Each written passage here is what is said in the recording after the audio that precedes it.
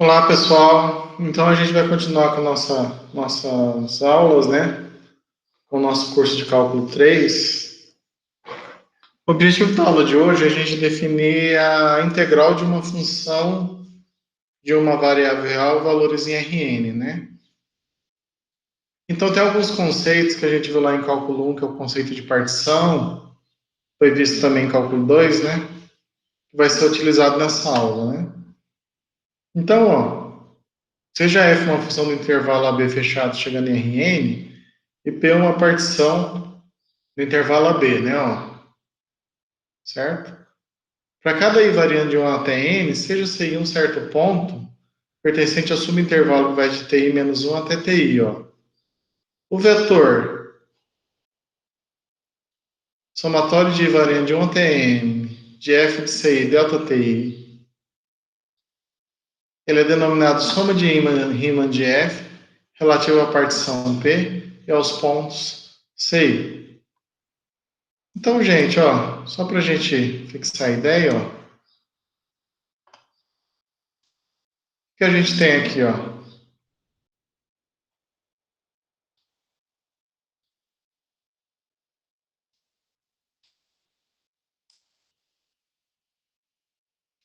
A gente tem um intervalo AB, a gente tem o intervalo da reta, né? Intervalo AB, certo? E a minha imagem aqui é o Rn, né?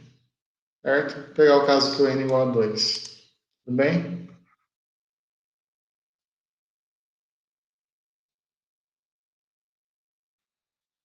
Vou colocar aqui xy, né? Ó. Então tem uma função f aqui, né? Ó. Uma função f que sai do intervalo AB e chega no Rn, ó. Então o que vai ser aqui, ó?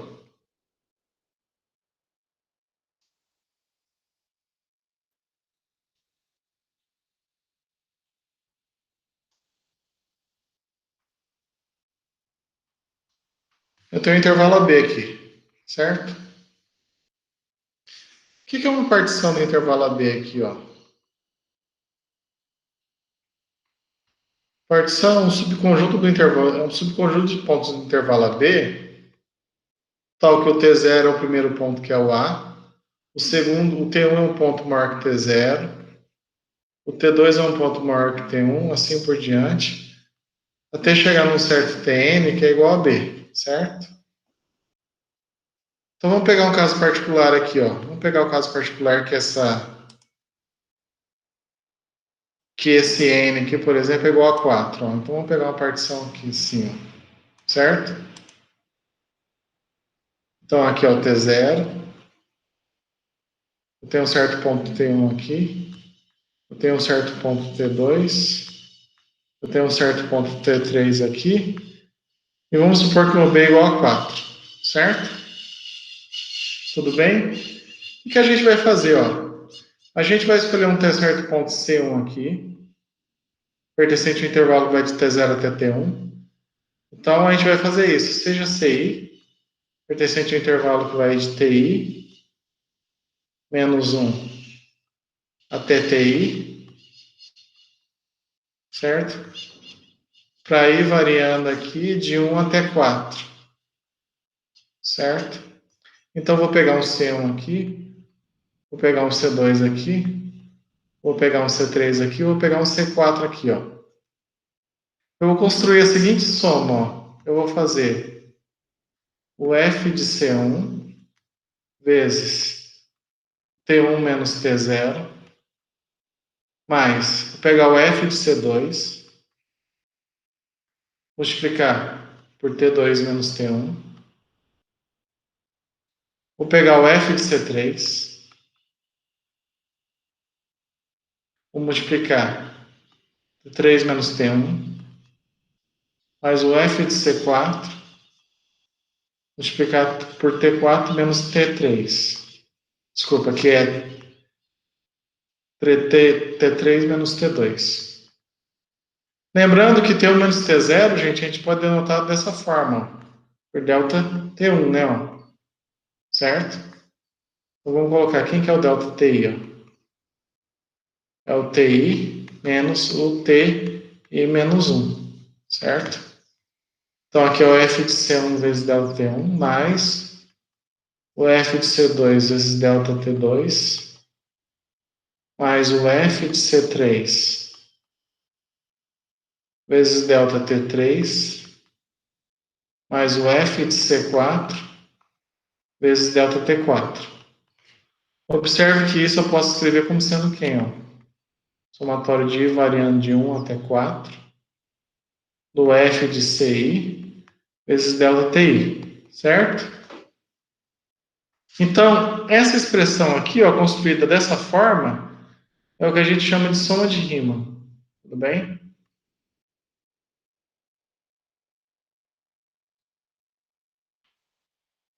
Ok? Beleza. Observe que como a nossa função f é uma função vetorial, nesse caso aqui, ó, o que vai acontecer? Ó? O, f, o f de t aqui, ó, vai ser um certo vetor, onde a primeira entrada é a função componente f1 e a segunda entrada é a função componente f2, certo? Eu tenho minha função f aqui. O que vai acontecer? Ó? Isso aqui é a mesma coisa que o somatório de variante de 1 até n da f1 de C1 de CI, vírgula, f2 de CI vezes delta TI. Mas o que eu posso fazer, gente? Ó, como delta TI é um escalar, eu posso multiplicar cada componente do vetor. Então, eu posso escrever isso como sendo F1 CI vezes delta TI, F2 de CI vezes delta TI, certo? E aqui eu posso fazer o quê, ó? Isso aqui é uma soma de vetores, ó. Somar um vetor é somar componente componente. Então, isso vai ficar o somatório de variando de 1 até n, de f e de ci vezes delta ti, somatório de I variando de 1 até n, de f2 de ci vezes delta ti, certo? Então, o que a gente conseguiu aqui, ó?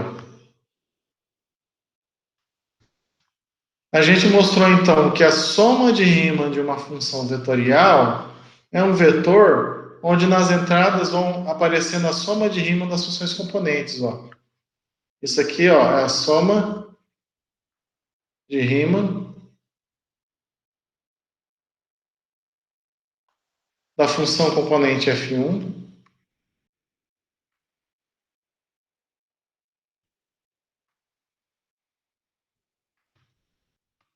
certo? Isso aqui é aquela soma de Riemann que foi definida no curso de cálculo 2, ó. Ok? E isso aqui é a soma de Riemann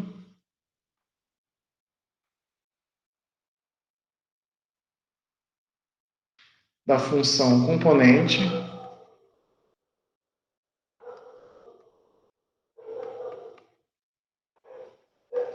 f2, certo?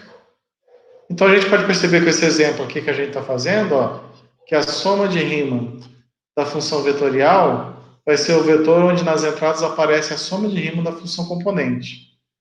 Então vamos escrever essa observação. Ó.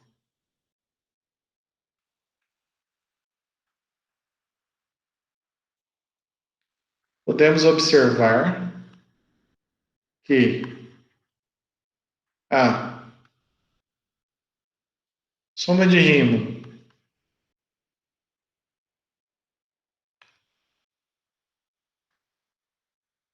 de uma função vetorial é o vetor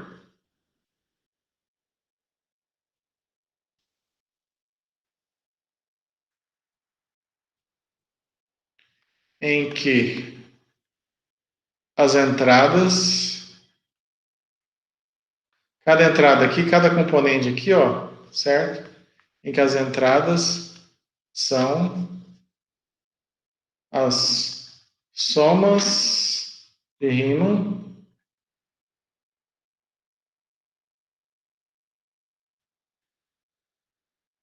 das funções componentes.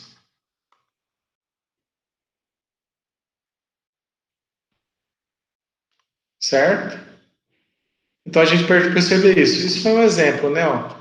A gente fixou aqui o intervalo em que m é 4, né? Ó. Aqui na nossa definição aqui, ó, a gente fez esse m aqui como sendo 4, o n igual a 2, né? Ó. Certo? Esse é o caso que o m igual a 4 e o n igual a 2. Tudo bem? Observe que essa soma de rima aqui, ó, ela é a soma, ela funciona do mesmo jeito que a soma de rima que a gente definiu lá em cálculo 1, né? Ó. Lembra que lá atrás a gente definiu o máximo da soma de rima, né? Ó. O que é o máximo da soma de rima? O máximo da soma de rima é a partição de maior comprimento, ok? Então, só para a gente fazer um exemplo aqui, por exemplo, ó, se eu tenho esse intervalo da reta aqui, ó, ok? Eu tenho o intervalo AB, ó.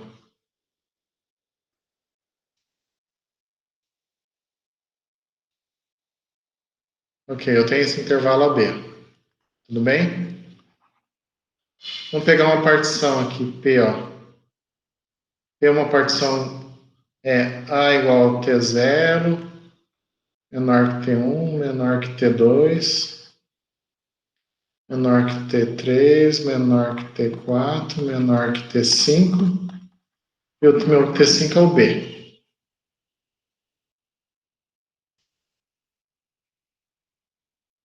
Então, vou pegar uma partição com 5 pontos, ó.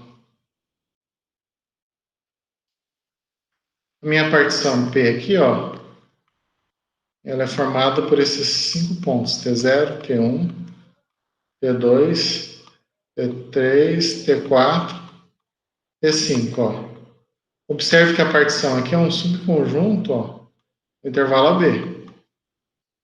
Isso aqui é um subconjunto do intervalo AB, né, ó, certo? Então, o que vai acontecer? Essa partição aqui, ela vai determinar subintervalos aqui do intervalo AB. Esses subintervalos, não necessariamente, eles têm o mesmo tamanho. Então, o A é o T0, certo? Por exemplo, o T1 aqui está aqui, ó. O T2 está aqui. O T3 está aqui. O T4 está aqui. E o B é o T5, certo? Então, quem que é o delta T1? É o T1 menos T0, ó. Observe que delta T1 é o comprimento de quem? Desse intervalo aqui, ó.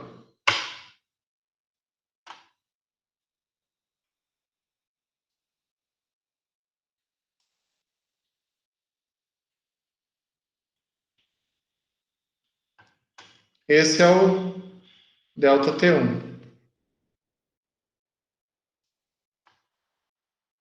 Quem que é o delta T2?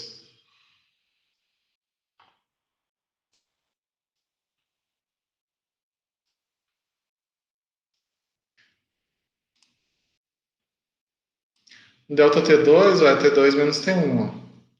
O comprimento desse intervalo, certo? Então vamos escrever aqui delta T2, quem que é? Ó? É o T2 menos T1. O delta T3 vai ser quem?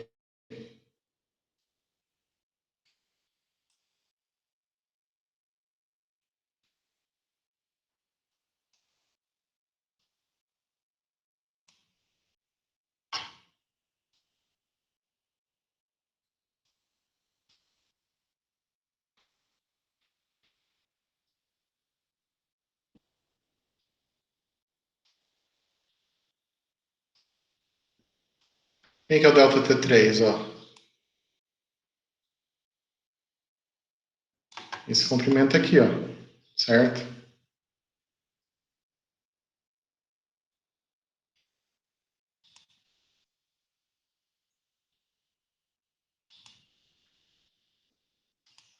Quem que é o delta T4? Esse comprimento aqui, certo? E quem que é o delta T5? Esse comprimento. Então, vamos...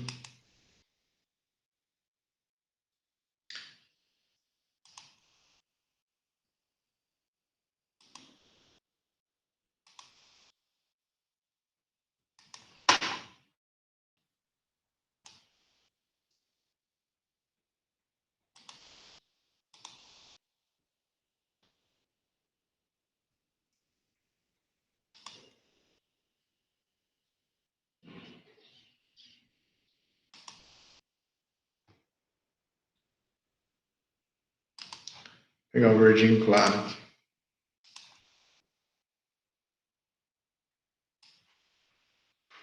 Isso, beleza.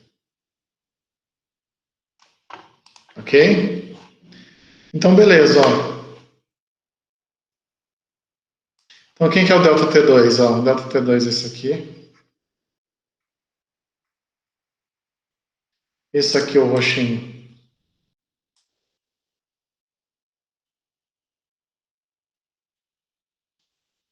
É o delta T3.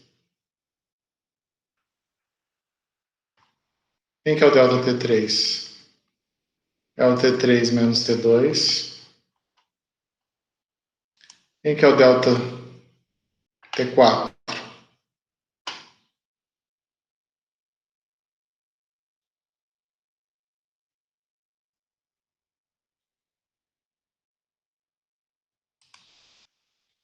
Isso aqui é o delta T4. Então, delta T4 é o T4 menos T3. E o delta T5 é o T5 menos T4. Ok?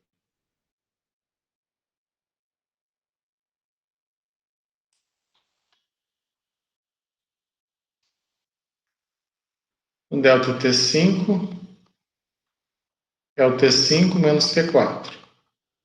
Então, esse aqui é o delta T5. Beleza, ó. Tudo bem?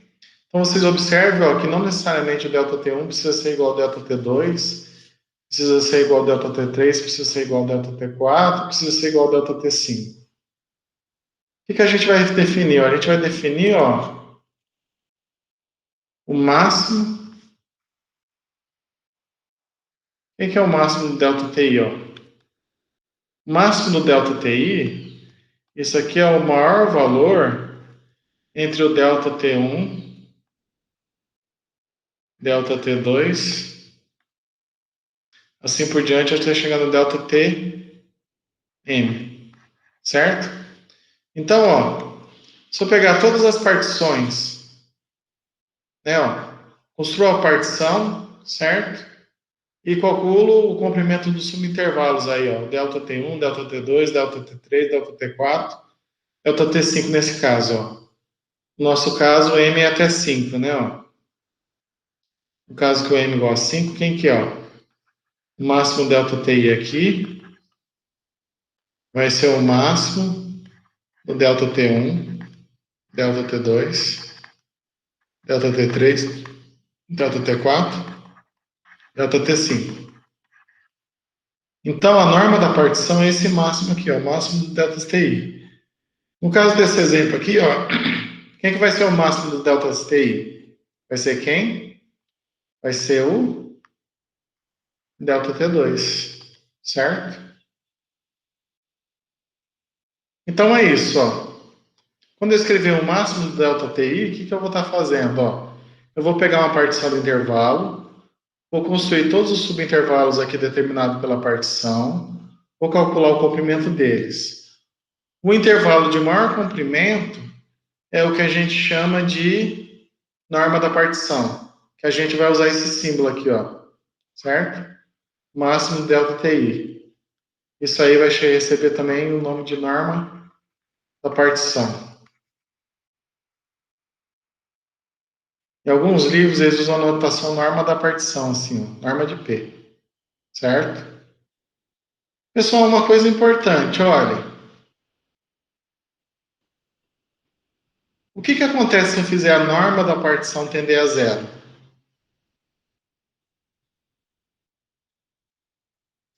Se eu fizer isso aqui, ó, o que significa dizer que o máximo dos deltas TI converge para zero?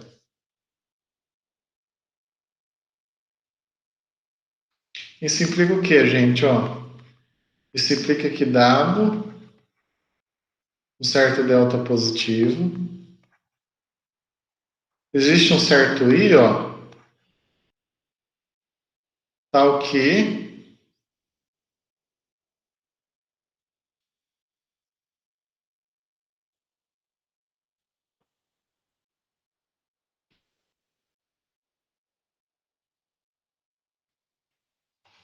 e vamos colocar M, tá? Ó, dado delta, existe existe uma certa partição, ó, dado delta, existe uma certa partição. Vou colocar aqui, ó, partição P, certo? Isso quer dizer que essa partição aqui ela é formada por um T0, T1, até um certo Tm,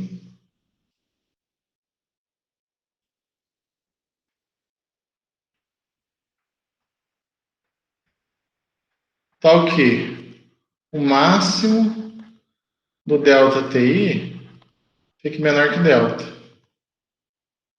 Então, quando eu estou dizendo que a norma da partição está tendendo a zero, significa o quê? Dado qualquer delta positivo, eu consigo encontrar uma certa partição, tal que a norma da partição quer dizer que o maior subintervalo tem comprimento delta. Se o maior intervalo tem comprimento delta, isso significa então que o delta T1 ele é menor que delta. Por quê? O delta T1 é menor que o máximo, o delta T2 é menor que delta. Assim por diante, o delta Tn é menor que delta. Então, quando eu estou fazendo a norma da partição tender a zero, significa dizer o quê? Ó?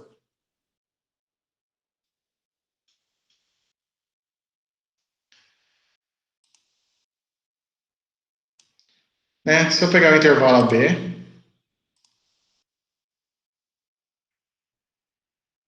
certo?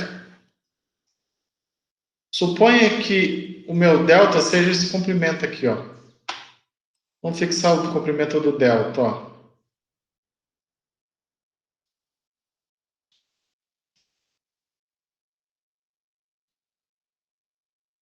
Esse é o delta. Tudo bem? Esse é meu delta, ó. Dado esse número aqui, ó, delta é o número, ó, que está relacionado com esse comprimento. O que eu consigo fazer, ó? Eu consigo construir uma partição aqui, ó.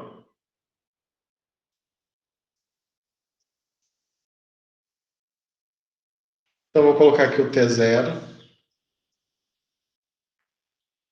T1, T2, T3, T4, T5, T6, T7, T8, T9, T10, T11, T12, T13, T14, T15, ó.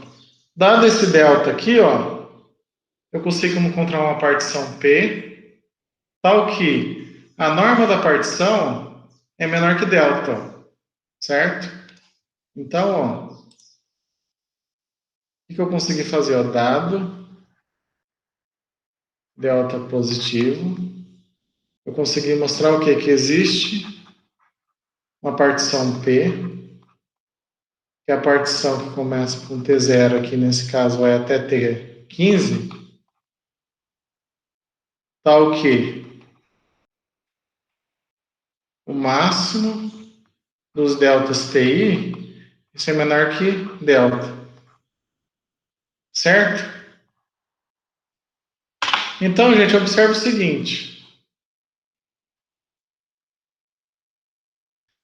O que deu para perceber aqui, gente? Ó, Dado um delta positivo, se eu pegar um delta maior, para eu conseguir encontrar uma certa partição que satisfaça isso, o que vai acontecer com o tamanho do intervalo? Ó, se eu diminuir esse valor de delta aqui, ó, se eu diminuir esse intervalo, significa que eu vou ter que dizer, ó, para eu encontrar uma partição que satisfaça essa propriedade aqui, ó, eu vou ter que construir subintervalos menores, né, ó. Se eu construir um subintervalo menor, isso significa o quê? Significa que a minha partição ela vai ter que ter um número maior de pontos, certo?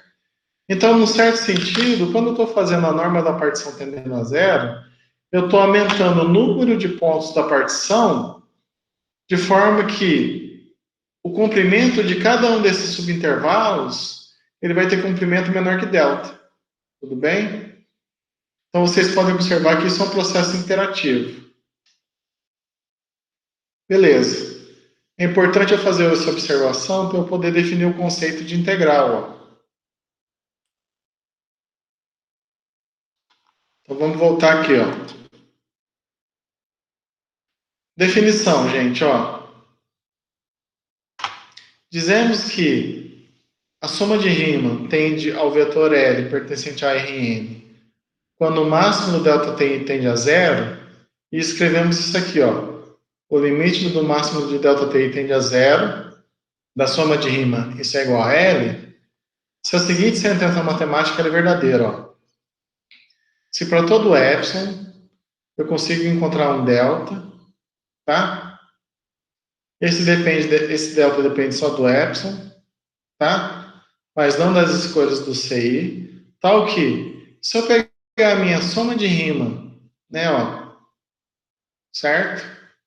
Subtrair L e pegar a norma disso, isso fica menor que epsilon para qualquer partição com a norma da partição menor que delta. Ok? Então é o seguinte, né? Ao dizer então que o limite da soma de Riemann quando o máximo do delta t tende a zero, isso é L, isso quer dizer que para todo epsilon maior que zero existe um delta, tal que para toda partição com a norma da partição, o máximo delta t é menor que delta, a norma da soma de Riemann menos L isso é menor que epsilon. Ok? Vamos tentar dar uma definição aqui para isso.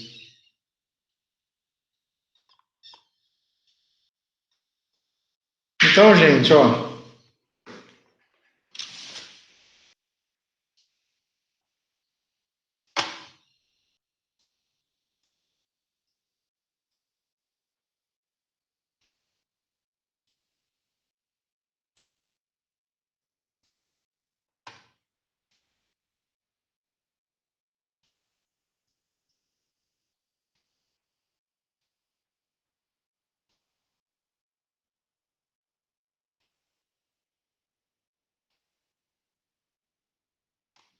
beleza. Aqui eu tenho meu que é a reta.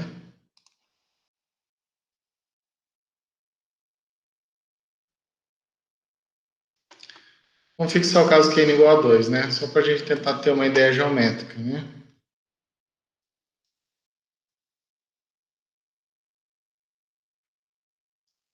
Aqui é xy.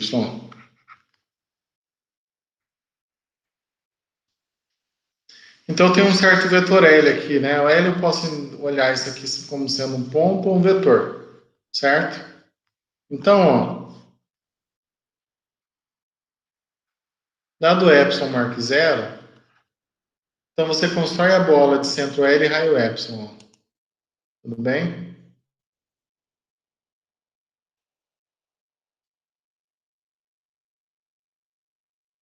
Beleza.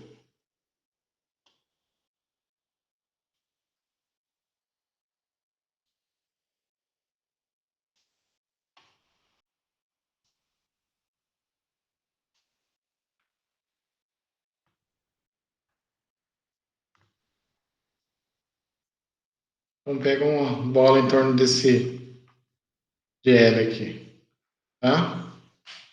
Beleza, ó. Tem a função f aqui, tem a função f definida no intervalo AB. Vamos pegar o intervalo AB. Certo? Pessoal, então é o seguinte, ó, o que significa acontecer isso aqui, ó? O limite, quando o máximo dos ΔTi tende a zero, o somatório de I variando de 1 até M de f de Ci, ΔTi, isso aqui é igual a L, ó.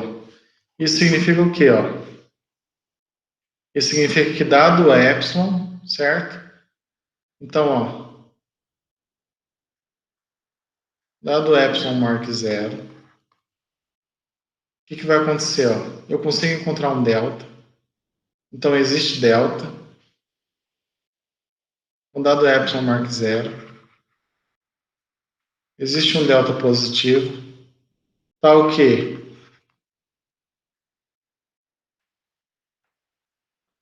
para toda partição P com a norma da partição ser menor que delta, então o que vai acontecer? Ó? Dado epsilon, eu consigo encontrar um delta, tal que para qualquer partição aqui, ó, certo? Eu vou construir a partição T0, T1, T2, T3, T4, T5, T6, T7, T8, T9, assim por diante, até um certo TM aqui, ó. Eu consigo escolher aqui em cada subintervalo certo.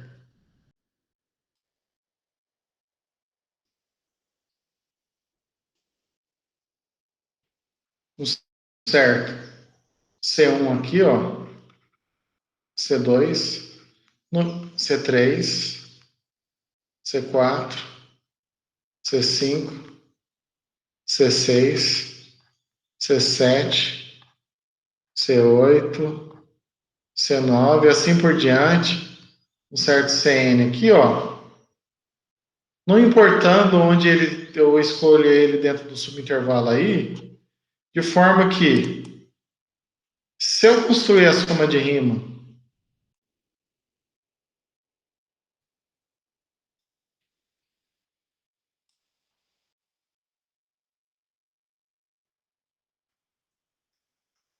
tal que, se eu construir a soma de rima aqui, ó, somatório de I variando de 1 até N, de F de CI, delta TI, menos esse L, calcular a norma disso aqui, ó, isso fica menor que epsilon.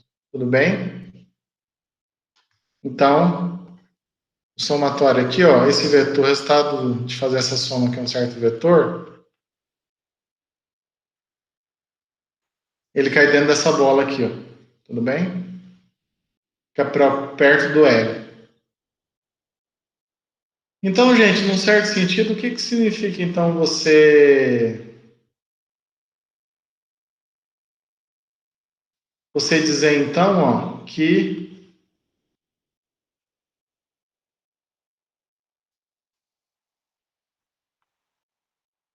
o limite do máximo de ΔTi tende a zero do somatório de f de Ci, ΔTi é L, ó.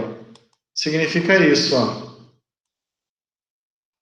Dado o epsilon maior que zero, certo? Eu consigo encontrar um delta, tal que para toda partição que satisfaz essa propriedade aqui, ó, o máximo do ΔTi é menor que delta, o que vai acontecer? Se eu construir esse vetor aqui dado por essa fórmula aqui, ó, essa diferença em norma é menor que epsilon. Observe que aqui é o seguinte, ó, o vetor L é esse vetor aqui, ó, certo? O vetor soma de rima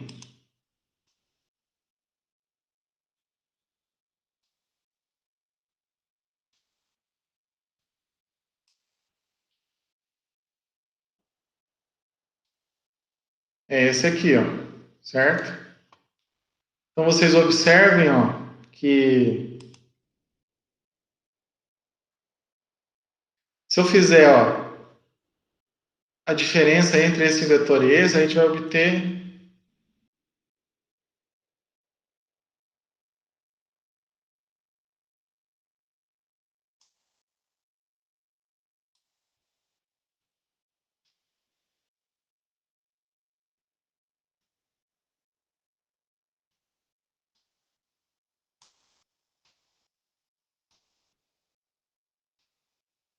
se eu obter a diferença entre eles, é esse vetor laranja aqui, ó.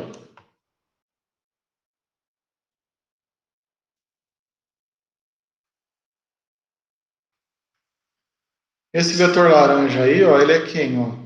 Ele é o somatório de variando de 1 até m de f de ci delta ti. Vou falar a verdade, sentido ao contrário, né?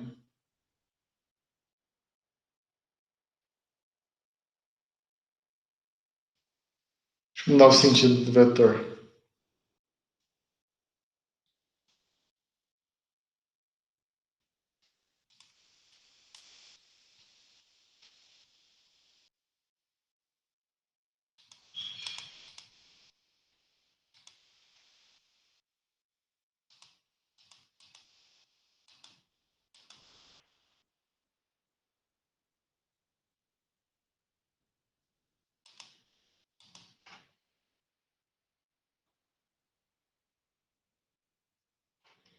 Tanto faz, depois vai pegar a norma, somatório de variando de 1 até n. Opa,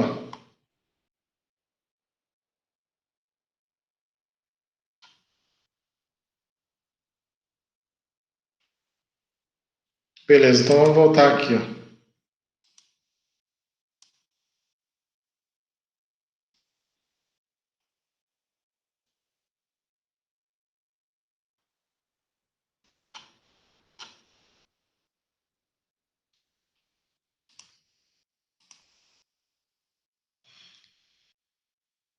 Esse vetor é o L, certo?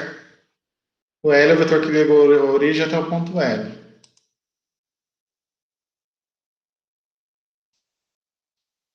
Esse vetor aqui, ó, é o vetor dado pela fórmula da soma de Riemann. A diferença aqui vai ser esse vetor, ó. Esse menos esse,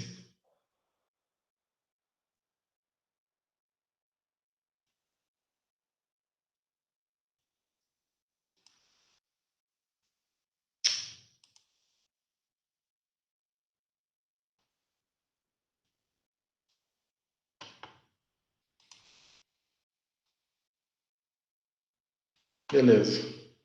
Esse é o vetor dado pela soma de Riemann.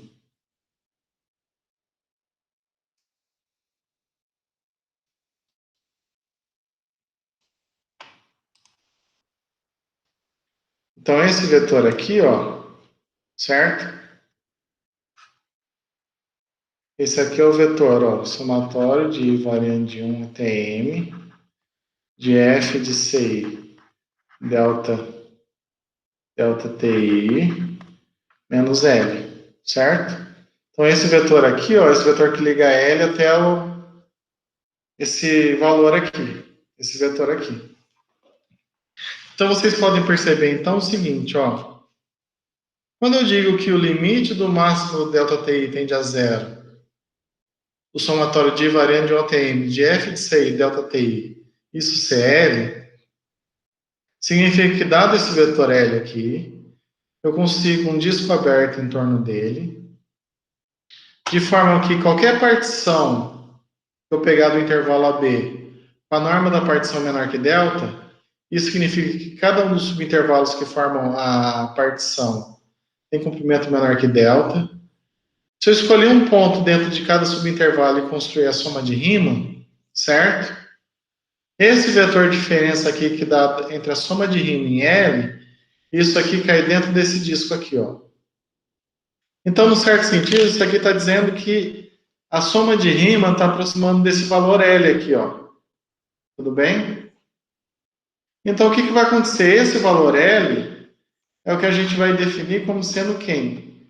A integral, né, ó, o vetor L, quando existe, ele é único.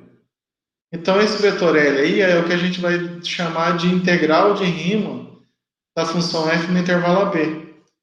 E a gente vai denotar, então a gente vai fazer isso. Quem que é a integral de a até b de f de t dt? É o vetor L, que é o resultado desse limite aqui, ó. É o limite das somas de Riemann.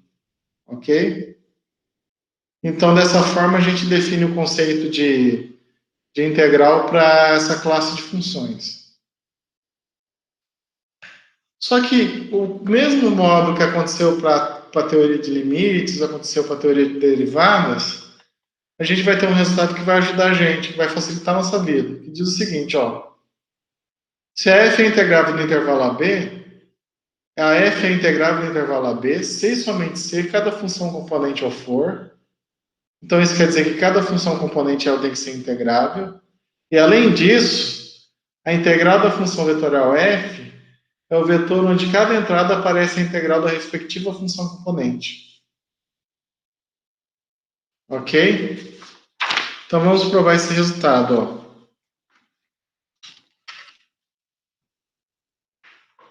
Então, demonstração. Vamos fazer a ida, ó. Opa, vou colocar a cor aqui.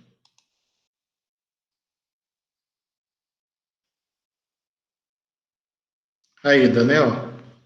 Suponha que a f é integrável em AB, ó. A f de AB chegando em Rn, ela é integrável.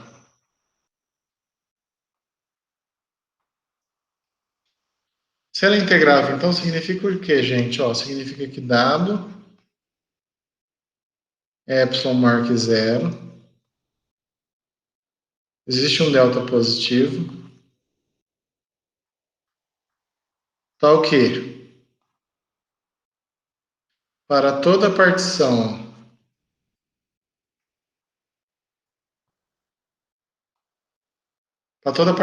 P contida no intervalo AB, com o máximo do delta TI, isso sendo menor que delta, tem-se o seguinte. Se eu pegar a soma de Riemann aqui, ó, da função vetorial,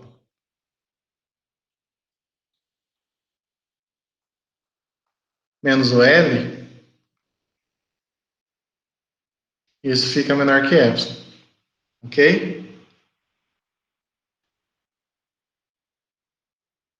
Agora vamos observar o seguinte, ó. O que a gente sabe, ó? L é um certo vetor de entrada L1, L2, Ln. A gente viu lá atrás o comentário que quem que é, ó, a soma de Riemann da função vetorial?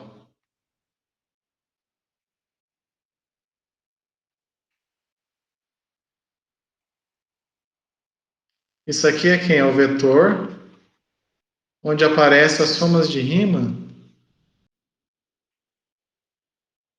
das funções componentes.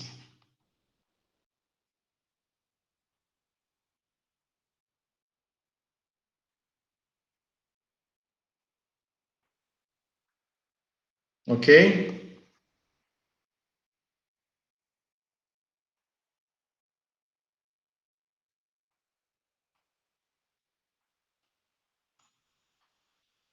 Beleza. Então, o que vai acontecer se eu fizer essa diferença? Se eu fizer essa diferença aqui, ó, somatório de variante de ontem de f de ci vezes delta ti, isso vai ser quem, ó, a diferença desses dois vetores.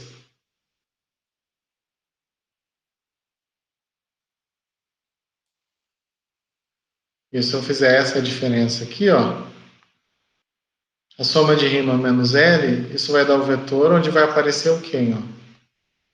Vai aparecer essa expressão na primeira componente.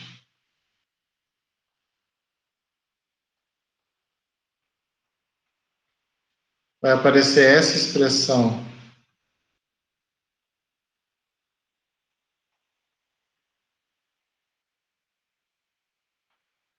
na segunda componente. Assim por diante, vai aparecer essa expressão na última componente.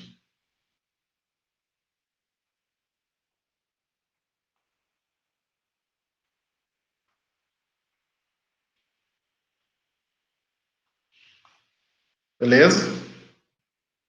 O que a gente viu, gente? A gente viu que a norma de uma das componentes ela é sempre menor que a norma do vetor. Então, o que vai acontecer? Segue do que a gente escreveu aqui em cima, ó. Segue de estrela, ó. De estrela, ó. Dado epsilon maior que zero, existe um delta positivo, tal que para toda partição P de AB com o máximo dos delta TI sendo menor que zero, tem isso aqui, ó. De estrela, o que eu sei? Eu sei que se eu pegar o módulo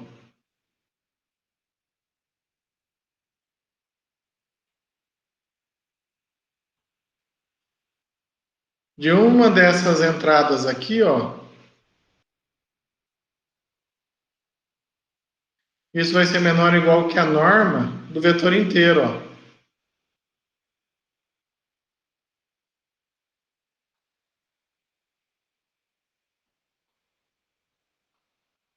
Só que a gente sabe que essa norma aqui é menor que epsilon. Então, o que eu estou mostrando? Eu estou mostrando que, dado epsilon maior que zero, existe um delta, só que para toda a partição do intervalo AB, com a norma da partição menor que delta, ó, se eu pegar a soma de rima da função componente na iésima entrada menos o LI, ó, isso fica menor que epsilon. Mas isso implica, então, que o limite, quando o máximo dos deltas TI tende a zero,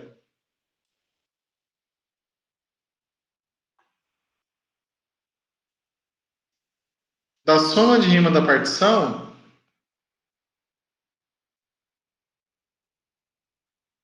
na iésima entrada,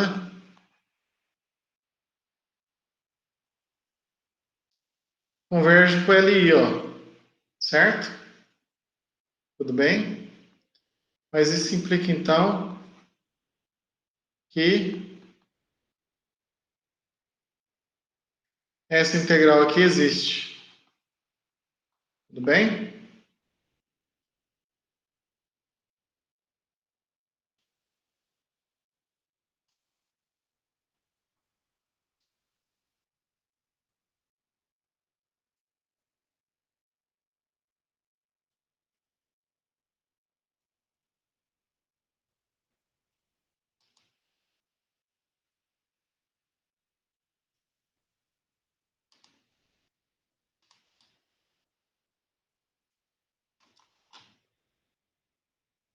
Tudo bem, gente?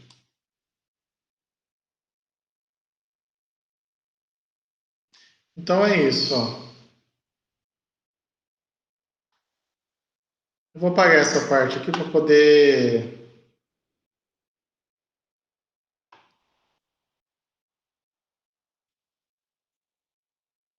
terminar a demonstração, tá?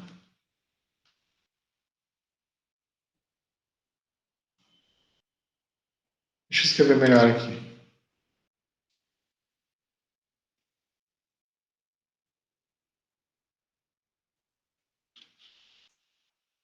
Então é isso, ó. Isso implica o que então? Isso implica que a soma de rima da função componente é menor que epsilon. Portanto, o que a gente mostrou? Portanto, a gente está mostrando que o limite do máximo do ΔTi, quando isso atende a zero, do somatório de I variando de 1 até M, da Fi de Ci vezes ΔTi, isso aqui é Li, ó. O que eu estou dizendo? Eu estou dizendo que o limite da soma de rima da função componente converge para o valor Li. Isso quer dizer, então, que a função Fi de t é integrável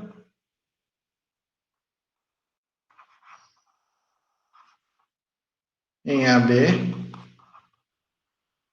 e que essa integral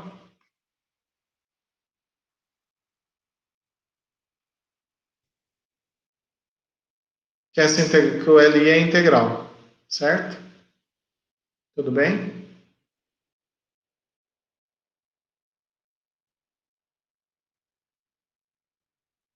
Beleza.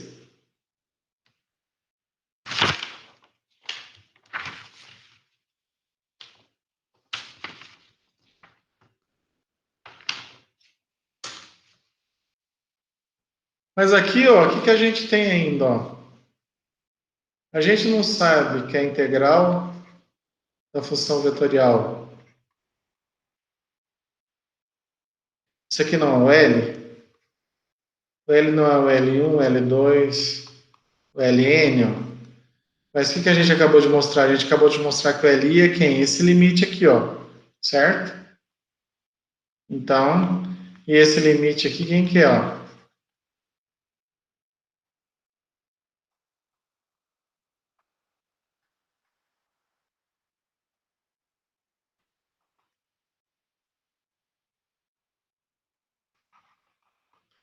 Esse limite aqui, quem que é? A integral da Fi, certo?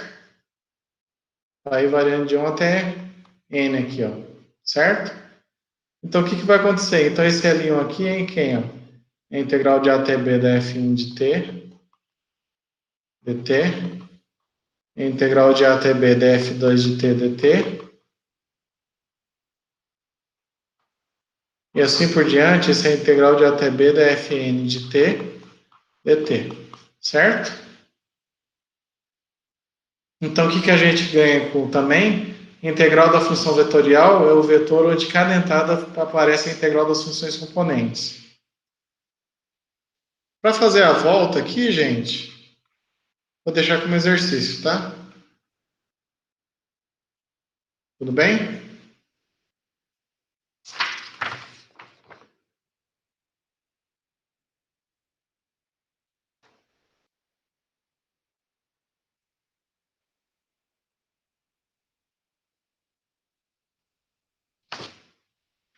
Ok, vamos fazer uma observação então aqui, ó.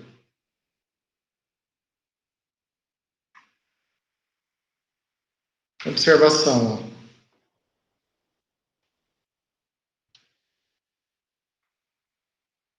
Seja f, quando função definida no intervalo AB chegando em Rn, né? Ó, gente, ó, dizemos que a função g, ó, certo? Definida no intervalo, ó.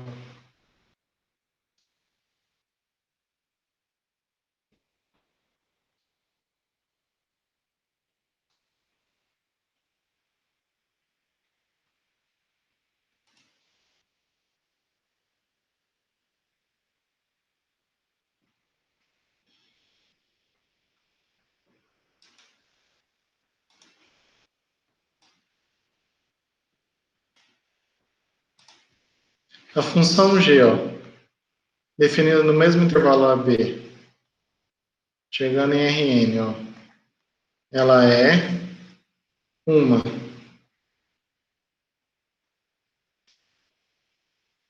primitiva de f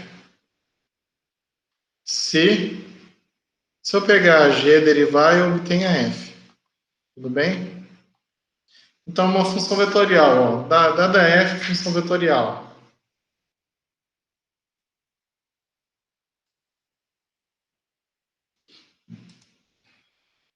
Eu vou dizer que g é uma primitiva para f se eu derivar a g, encontrar f de t. O que eu obtenho aqui, ó? Disso aqui, gente, eu tenho o seguinte, ó. Isso implica, então, ó, que a gente sabe, ó. Se a g' de t é igual a f de t, isso implica que gi de t, ó, a derivada da função componente g1 é igual a componente f1 da t, a derivada da componente g2 é igual a f2, assim por diante. A derivada da componente gn é a fn. Isso para ir variando de 1 até n, certo? Então, o que vai acontecer, gente? Ó, pelo teorema do fundamental do cálculo, o que a gente sabe? A gente sabe que a integral de A até B da G' de T dt, ó, esse é igual a GI de B menos GI de A, certo? Ó, o que eu tenho? Ó? Isso aqui é uma função da reta na reta.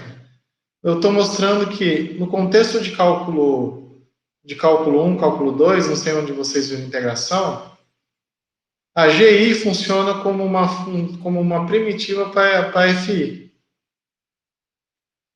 certo?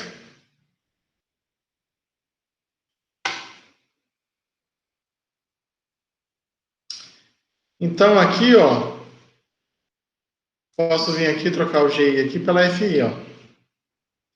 Então, se eu conheço uma primitiva da F, calcular a integral dela é pegar a primitiva e avaliar nos extremos. Então, o que vai acontecer, então, se eu calcular a integral de ATB da f de t dt? Isso é a integral de A até B da f1 de t dt. Respectivamente, isso é a integral de A até B da fn de t dt. Mas o que eu sei? Eu posso usar isso aqui, ó.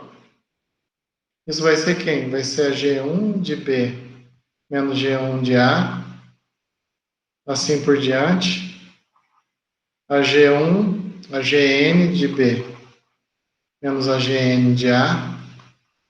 Isso aqui eu posso escrever como sendo o vetor G1 de B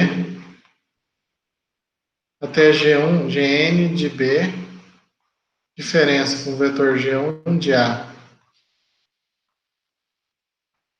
até Gn de A. Mas isso aqui é justamente a G de B calculado em G de A, certo? Então, o que eu estou querendo dizer? Eu estou estendendo aquilo que o teorema fundamental do cálculo, que a gente tinha lá para funções de uma variável, para funções vetoriais. Se a g é uma primitiva, é uma função vetorial que é uma primitiva para a minha função f, então calcular a integral definida aqui da função vetorial f é pegar a primitiva e avaliar nos extremos do intervalo.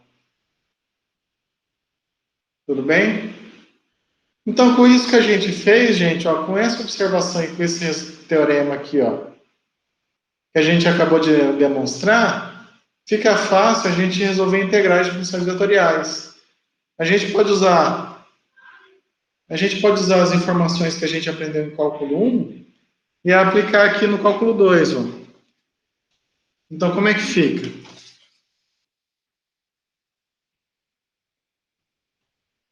Quem que vai ser, então?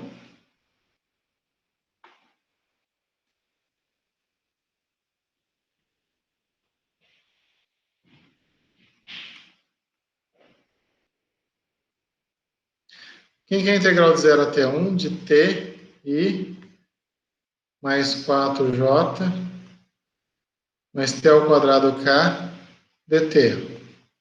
De acordo com o resultado, isso aqui é a integral das funções componentes. Então, vai ser, a primeira entrada aqui vai ser a integral de 0 até 1 de t dt i. A segunda componente vai ficar a integral de 0 até t de 4 dt j, mais a terceira entrada vai ficar a integral de 0 até 1 de t ao quadrado dtk. Calcular essa integral é fácil. Isso aqui vai dar quem? Integral de t, quem que é? Isso vai dar t ao quadrado sobre 2, aplicado em 0,1, e isso vai dar 4t, aplicado em 0,1, j. Isso vai dar t a terceira sobre 3, aplicado em 0,1, k. Mas aqui, usando aqui, ó, isso vai dar quem? Vai dar meio menos 0. Então, isso vai dar meio i. Aqui vai dar mais 4, j. E aqui vai dar 1/3 k. Ok? Então, o resultado da integral dessa função vetorial é esse vetor aqui, ó. O vetor meio, 4 e 1/3. Certo? Pessoal, eu vou interromper a gravação, tá? Aqui e depois eu continuo num outro vídeo. Tudo bem? Um abraço a todos.